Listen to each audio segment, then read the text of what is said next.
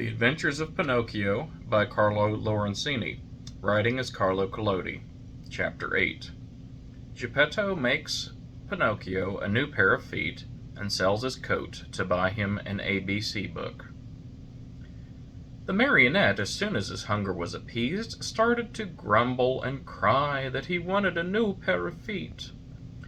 But Mastro Geppetto, in order to punish him for his mischief, let him alone the whole morning.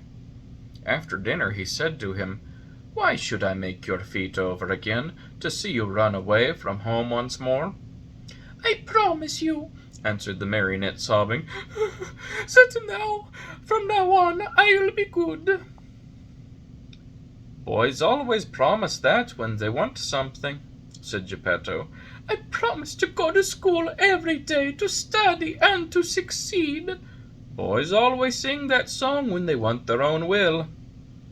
"But I am not like other boys. I am better than all of them, and I always tell the truth. I promise you, father, that I'll learn a trade, and I'll be the comfort and staff of your old age."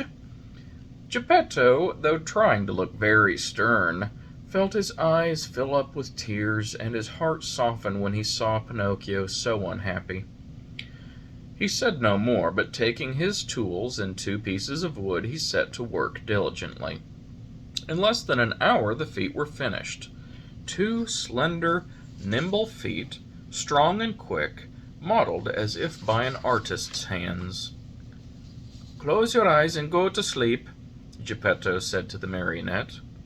Pinocchio closed his eyes and pretended to be asleep, while Geppetto stuck on the 2 feet with a bit of glue melted in an eggshell, doing his work so well that the joint could hardly be seen.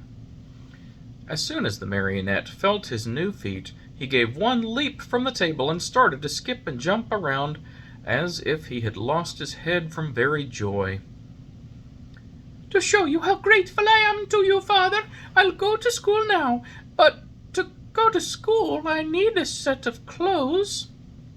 Geppetto did not have a penny in his pocket for a suit of clothes, so he made his son a little suit of flowered paper, a pair of shoes from the bark of a tree, and a tiny cap from a bit of dough.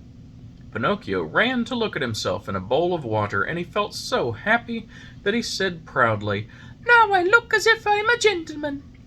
"Truly," answered Geppetto, "but remember that fine clothes do not make the man unless they be neat and clean." "Very true," answered Pinocchio. "But in order to go to school, I still need something very important." "What is it?" "An ABC book." "To be sure, but how shall we get it?" "That is easy. We'll go to the bookstore and buy it." "And the money?" "I have none." "Neither have I," said the old man sadly. Pinocchio, although a happy boy, always became sad and downcast at these words. When poverty shows itself, even mischievous boys understand what it means. "What does it matter after all?" cried Geppetto all at once, as he jumped up from his chair. Putting on his old coat full of darns and patches, he ran out of the house without another word. After a while he returned. In his hands he had an ABC book for his son, but his old coat was gone.